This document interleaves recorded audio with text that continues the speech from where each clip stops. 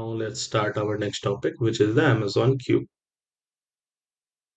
So Amazon Q is a Gen AI powered assistant.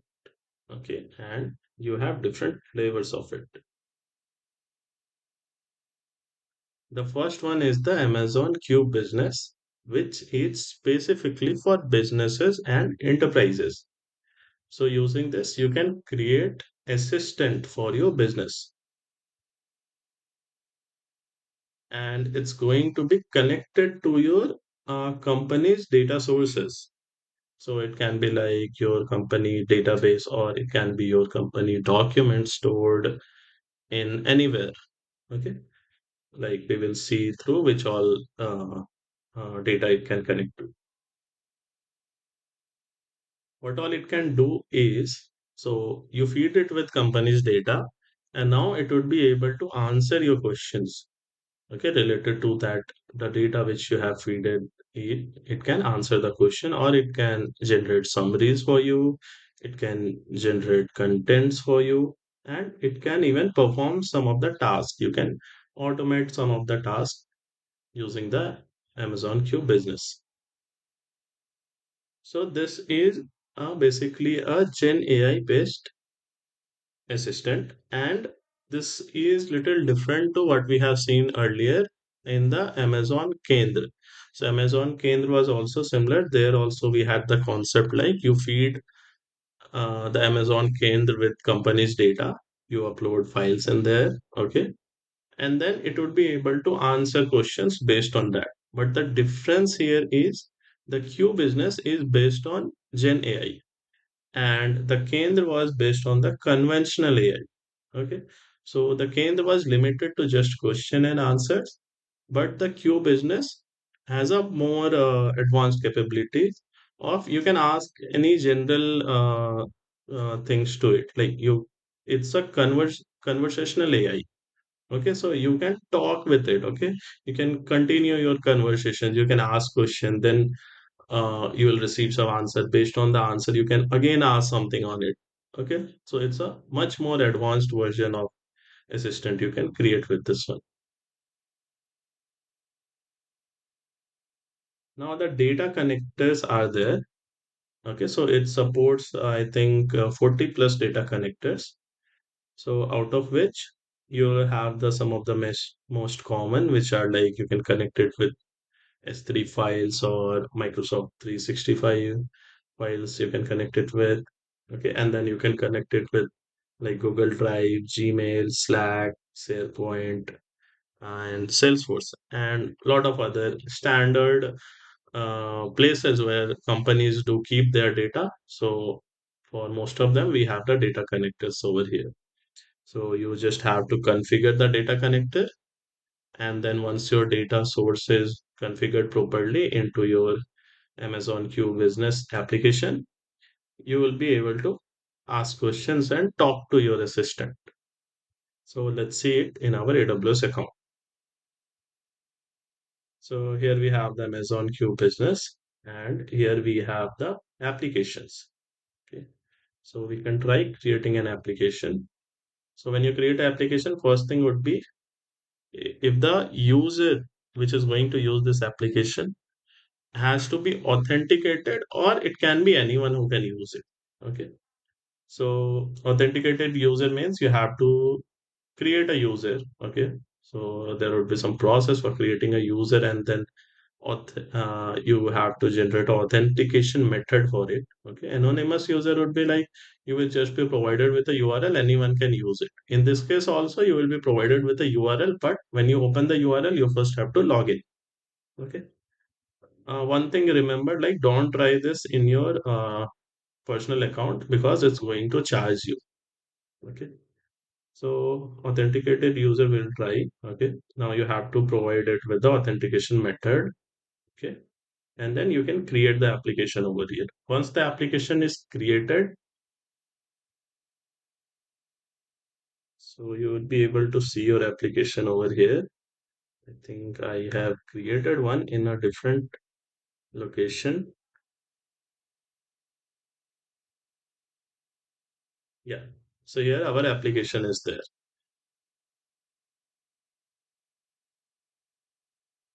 Now within the application, you have to add the data sources. So this application we have already created, and even the data source I have already added it up. So let's try how the application looks and how to use it. So this is the application which has been generated using the Amazon Q business. Let's try asking questions to it.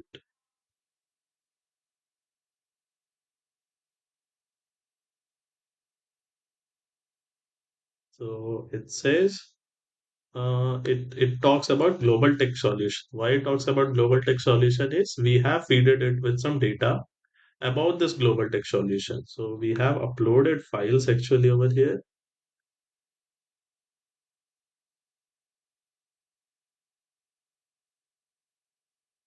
So this is how our file looks. So this is the file which we have provided as the source to it. And if you see, it is for global tech solution, and uh, it is for employee handbook and general rules. Okay, so rules related to your employees. So there are some rules written over here, and then there are some contact information over here. Okay. So now our assistant should be able to answer based on this data. So let's try this out. We will try to ask it like how to connect with the IT support.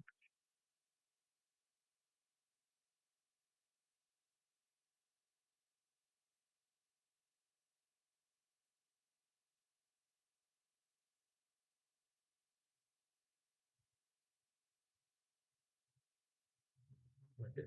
So it says to reach IT support, you need to email this or call this. If we verify it from the document, it's here. Okay. Even in the response, you would be able to see from what is the source of this information. So you can see it brought this information from this txt file which we have uploaded and this part of that. Okay. So there is a transparency of how this works.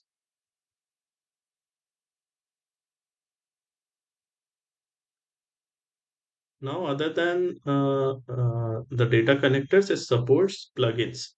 Plugins are not for feeding data, it is for doing actions. Okay. So if we want our assistant to do some actions, let's say create a Jira ticket or create a ServiceNow incident, okay, or call some custom API. So for that, we use the plugins which are already provided.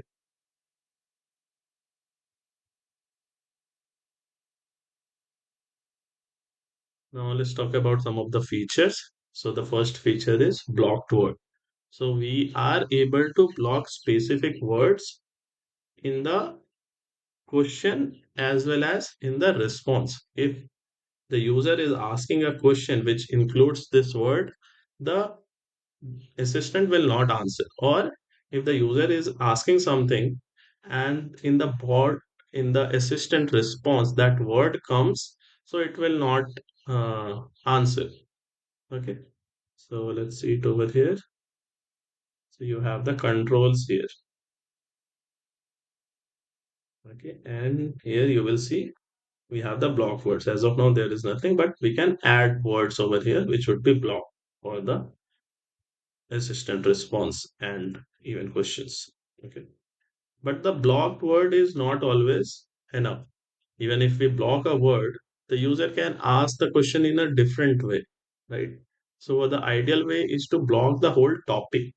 So if we provide a topic in the topic specific controls, if we block a topic, so it will understand that this is the topic which the assistant does not have to talk about.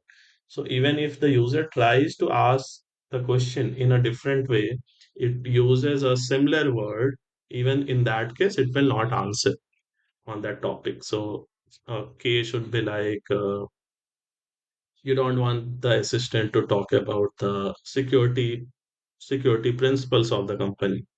Okay. So you can just add it in the topic specific control, and then the bot will never answer anything related to the security of the company. Next feature is fallback to LLM toggle. Okay, so there is a toggle which you can enable or disable. which is the fallback to LLM. LLM means large language model. So basically, as of now, we have seen our assistant is able to answer questions from the company's data. But what if someone tries to ask it a general question? So for that, by default, it would not answer that question. It will say like no information found, like that. Okay.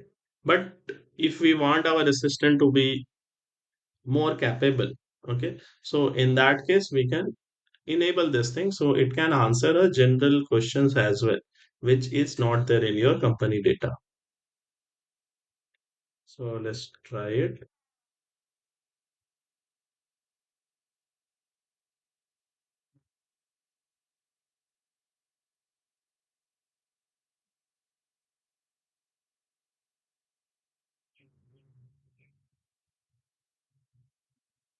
So as of now, you can see for general questions, it is saying no answer found.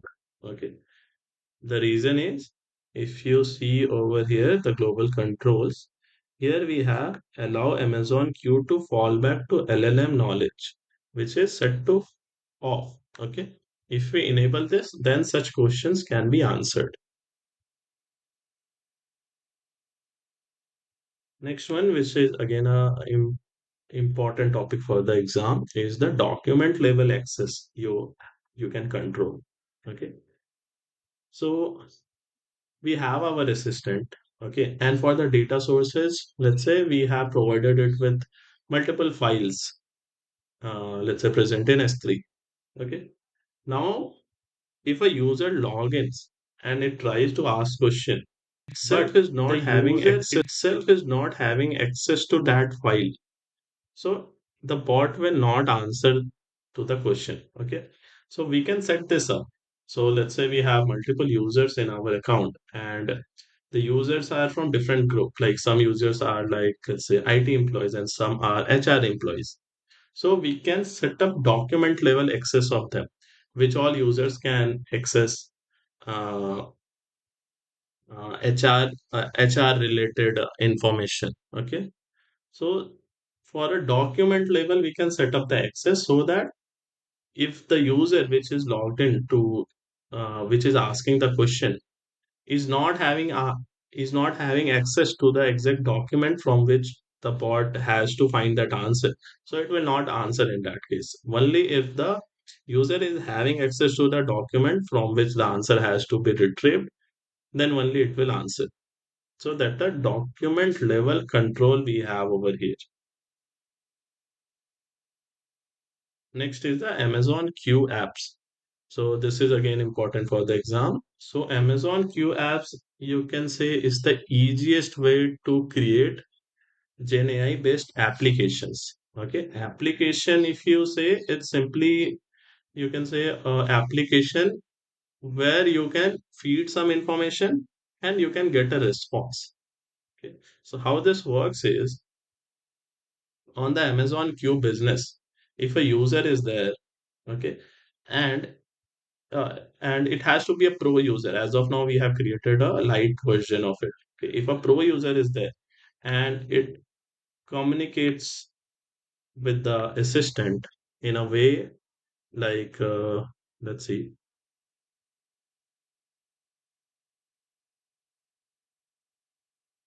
you have to generate company uh,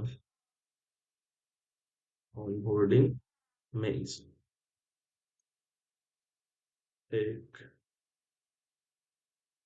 name, date of joining, and role as input, and generate the email. Okay. Now you can say it like the exact format of the email. You can write it up here, generate it in this format.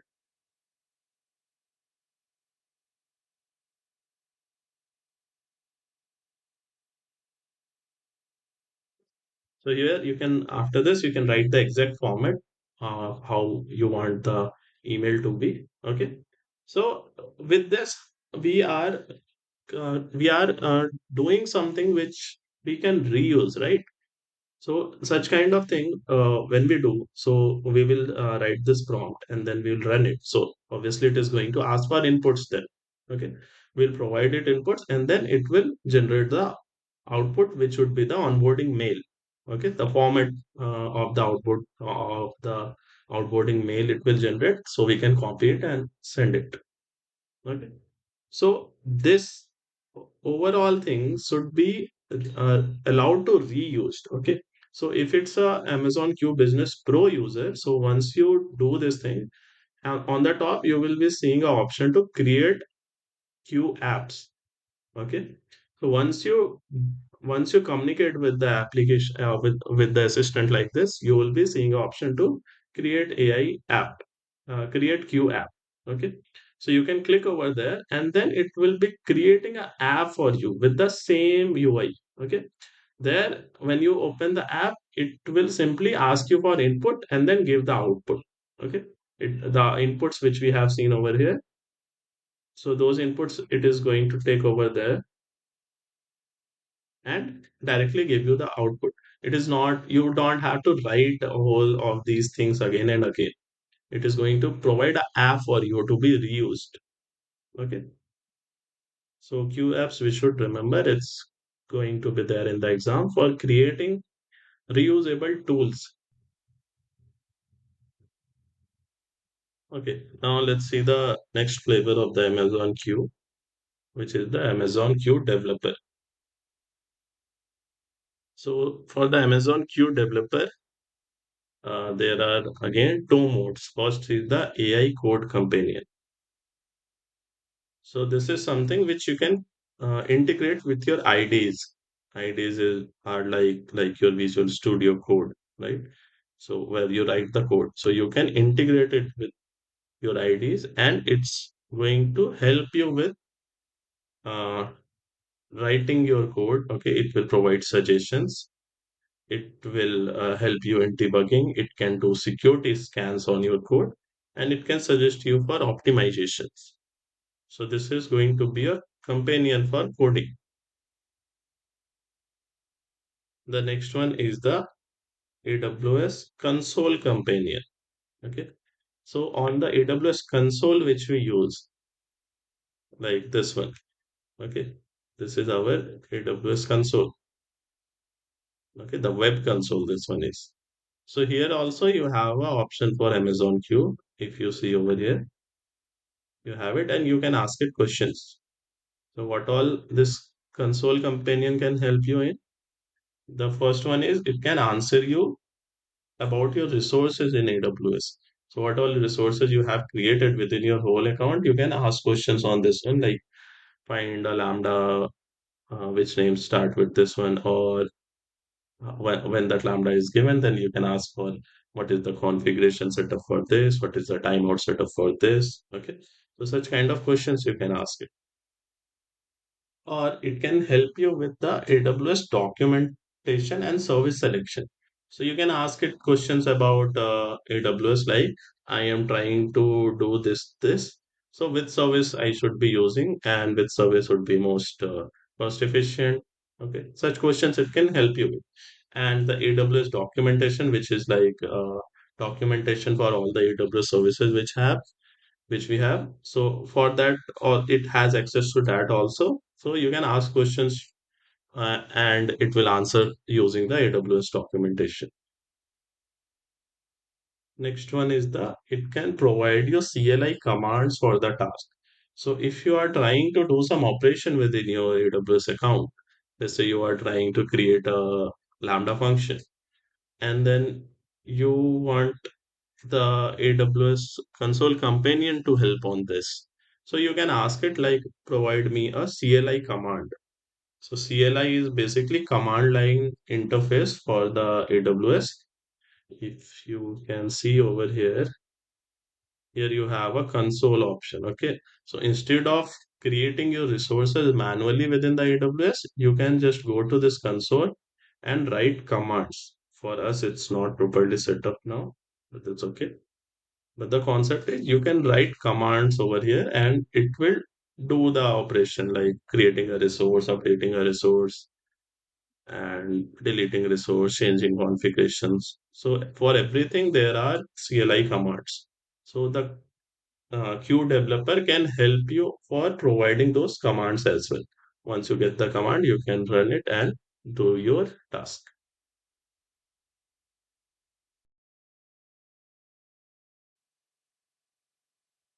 There would be some questions attached in the YouTube description related to the topic. Please try them out.